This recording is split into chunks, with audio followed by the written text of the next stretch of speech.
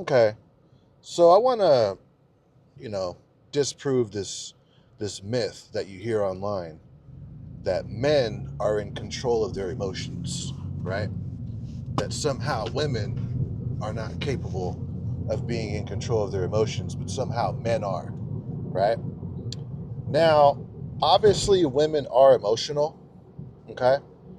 But to say that men are the ones who are in control of their emotions, it couldn't be further from the truth, right? In fact, I think men are just as bad as controlling their emotions as women are. It's a very small percentage of men that can actually walk away from a fight. It's a very small percentage of men that can walk down the street, have someone, talking shit, calling them a bitch, this, that, and the third, challenging them to a fight, and have the emotional maturity to walk away, to not give in, to not react, to just ignore it, to just walk away. Most men would absolutely take that challenge to a street fight, even if it's by some scrawny crackhead who's not all the way there mentally, but is right there challenging you to a fight. Most men would knock him out, beat his ass, or whatever, despite of the ramifications of that. Going to jail, losing all their shit because they're going to jail. Now they have an assault charge on their record as an adult. And I'm talking about men here, not juveniles. Juveniles, yeah, of course, it's a slap on the wrist if they go to juvenile hall, they get their record expunged or whatever. It's it's kid shit. I'm talking about grown men. Most grown men are very egotistical, have a very fragile ego, and are very, like, it's so easy to trigger men these days. Men are very fucking emotional. This whole idea that men are the capable ones of being in control of their emotions, that's not true for 99% of men. 99% of men are just as emotional as women, okay? I think this idea comes from the fact that women cry a lot. Like, you know that's what women do. Women cry, and every now and then they get into cat fights. But just, think of this, right? When it comes to domestic violence, okay, how does that happen? That happens from people being in their emotions, and then they get so emotional that they end up putting their hands on each other. So you ever wonder why the man is the one who always goes to jail on a domestic violence call? Like, if you're at home and your old lady calls the cops on you, or the neighbors call the cops on you because you guys are screaming and shouting, why is it that it's the man that goes to jail more often than not? It's simple, because the man is usually the one who's striking the woman. That's why. So what does that tell you? What does that tell you? More often than not, men are not in control of their emotions. It's just simple. It's This whole thing is bullshit, dude.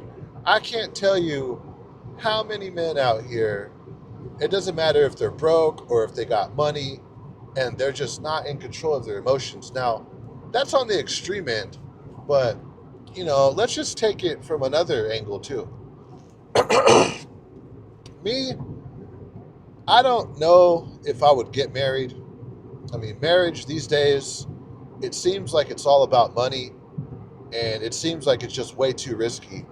It seems like you're really putting everything on the line financially for a piece of ass, or if you're a chick who makes more money than some loser that you're going to marry who doesn't make as much money as you. Um, you're putting it on the line for some dude because you want to be with some dude forever. And honestly, I think, marriage, I think the wedding itself, it's really, if we want to be honest, it's attention seeking. It's like, hey, look at me, I'm getting married. It's my day. It's her day, right? But if you really look at marriage, getting married, that is some risky shit right there, dude. Getting married, Think about it, dude. What other institution do you know where you have to ask the government for permission to shut down whatever you got going on? If you own a business, you most of the time, if you're going bankrupt and you're losing your business, you don't have to ask the government for permission to shut down your business. I mean, and if you do, it's probably a lot easier, right? Like, say you're a truck driver and you want to shut down your trucking business. Well, you just don't pay your permit or cancel whatever permit you have and sell your truck, and that's that, and you're out of the business. But the business of being married, oh man, you got to ask, the government for permission. You got to file for a divorce, and the nightmare that ensues, right? Fucking how many times do we have to hear, not just online? I criticize the red pill community a lot online, but one thing that they are on the money on is the issue of marriage. In my day-to-day life, throughout the years that I've been alive, I'm 33 right now, I can't tell you how many divorced men that I've met, specifically in the line of work that I'm in now. I'm a truck driver, and truck drivers, a lot of them are divorcees, men who were married and they got divorced and they got financially fucked, and they're driving a truck to try to pick up the pieces, while some of them are paying alimony, and sometimes even child support can be so high to the point where it's considered alimony. Okay? Now think about it. You're giving money to some chick who you were in a relationship with. She's in a relationship with another man who can financially provide for her, but you're stuck, paying alimony. Like I said, child support payments can be set so high to keep up with the lifestyle that you were providing, not just to the kids, but for your ex-wife, that it could be considered alimony, even if she's with someone else, another provider, or a loser who's not providing, and they're really just living like you're subsidizing their lifestyle. Who in their right mind would do that? Really think about that. Who in their right mind, if you're a dude who's financially stable, you worked this hard. Let me tell you, dude, getting your shit together financially in America, it's getting to the point where it's close to impossible for a lot of people.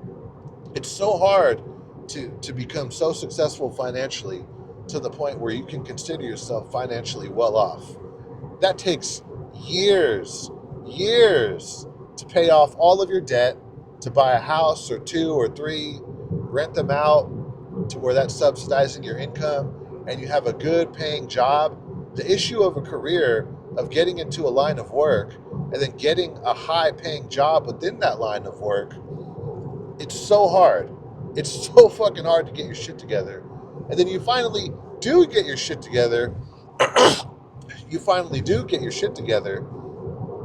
And then what are you going to do? You're going to put it all on the line for a piece of ass? Are you crazy? Are you nuts?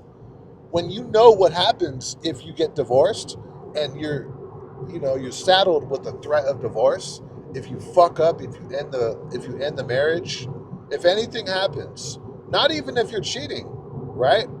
If just a hop, skip, and a jump, you guys start fighting about something that becomes a big deal, and you guys get divorced because it becomes a big deal that you guys can't get over. Now you guys are getting divorced. Now you're fucked.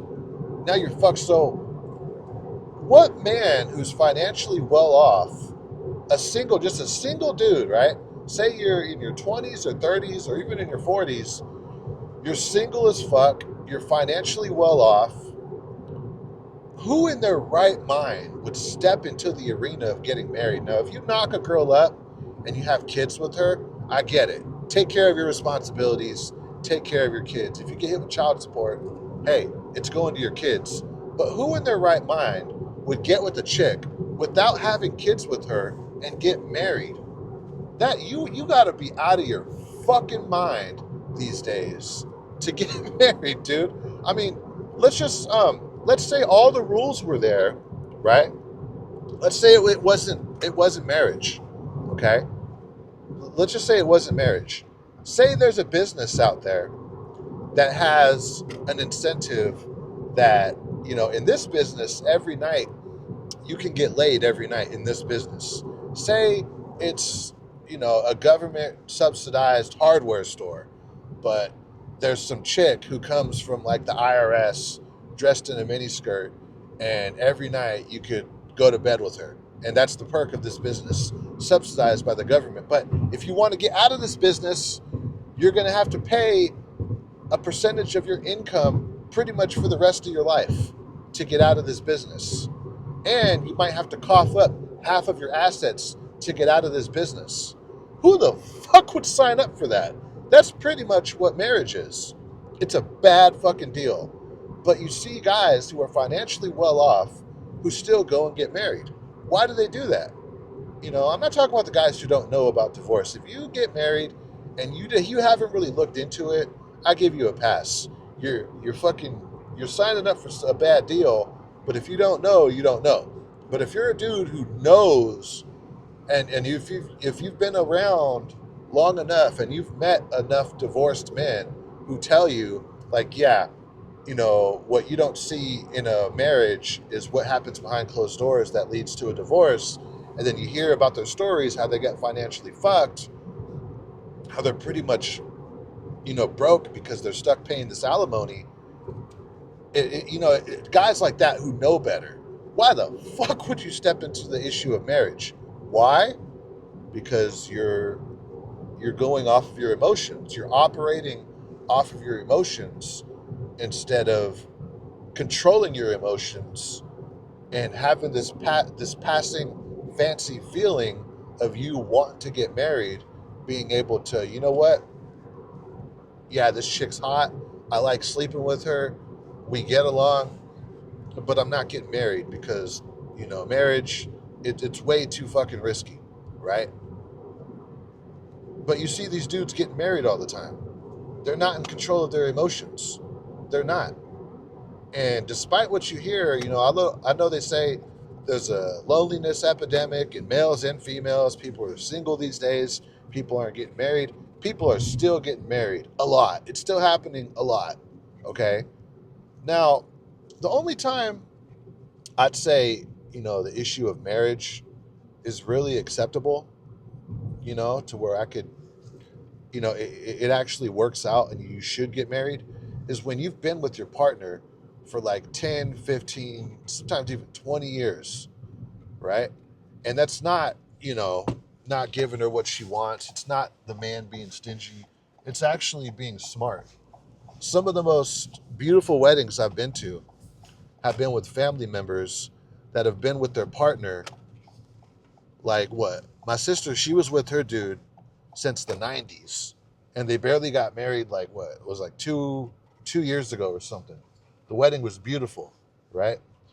And this dude has, they were pretty much a married couple already. Okay. They've been through the hurdles of life together. This dude's been in and out of the joint, you know, and I don't hold that against him. He's a good dude. To me, the issue of money doesn't necessarily make you a good person. It doesn't. It just highlights who you are. Um, but it was a beautiful thing when they got married, and it meant so much more because they were together for so long. You know what I mean? Got a mocos right there. That that's when I give it a pass of like, okay, yeah, they're pretty much husband and wife already. This dude's definitely a part of the family. They might as well get married. Okay. They're not going anywhere. They've been together all their life since the fucking 90s. Okay. Since I was like a baby. I'm 33. They've been together, I think, since the year that I was born is when they got together. Like high school sweethearts and everything, right? And they're older, they're in their 40s, not too far from their 50s, and they got married. They've been through I think they even separated one time and got back together. They got a kid together, they have kids, plural, together. Yeah, right? But you got dudes out here who get married after being with the broad for a few months or like a year or two. That's not long enough. That's definitely not long enough to put your finances on the line, even finances that you build together. Now, let's say that you guys build shit together, dude. That's still fucking risky because if you get married or not, you're still gonna build shit in your life. I just don't get, dude. I just don't fucking get it. So there's the issue of getting married, the issue of getting married, the issue of these men that beat up their women like in domestic violence, like P Diddy, the perfect example of a man who, you think he has it all, but he's really just a bitch. He's not in control of his emotions, right? Men are definitely not in control of their emotions. Men are very emotional. Most men cannot walk away from a fight. Most men cannot ignore someone who's trying to challenge them to a fight, right? Most men, what do most men say? Oh, never take disrespect. You have to fight for your respect. What is your respect worth? Yeah, say that when you get arrested and you're in the county jail on assault charges for your respect after you've worked so hard in your life to get a good job, a nice car, a nice place to live. Like you worked so hard to set up your life, but you're going to throw it all away for the issue of your self-respect because some rando is just talking shit to you on the street and you got to go prove your self-respect. You know what that is? That's little dick energy. That's little dick energy. Um, I'm a guy. I know this to be true.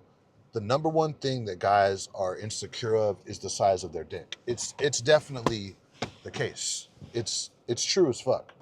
When you see a dude who is like having to poke his chest out all the time and has to be this big, Billy badass tough motherfucker, most of the time what that is he's compensating for his insecurities. The number one thing that dudes are insecure about is the size of their dick or childhood trauma.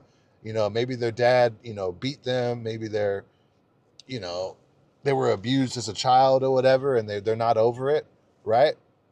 So they're not in control of their emotions. And, that's not to say that some kids who, went through some shit as a youngster can't get over it and control their emotions as an adult, but that's not the case for most of them.